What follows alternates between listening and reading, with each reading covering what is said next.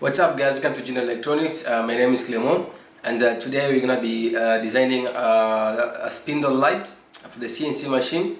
There's this guy over here. So if I zoom into it, so here this is the spindle. Okay, this is the motor for engraving. So the problem I usually have is that when it's engraving, the whole thing here create a shadow on the working area, so it's difficult sometimes to see what's happening in case anything goes wrong.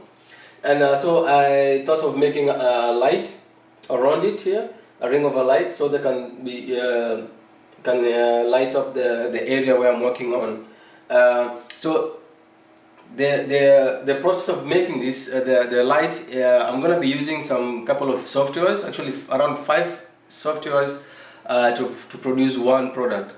So I'm gonna be designing the casing of the CNC ring in 123 design software, AutoCAD, and then we're gonna go ahead use a deep trace to create our PCB layout, and then we're gonna engrave it on the CNC machine, and then we're gonna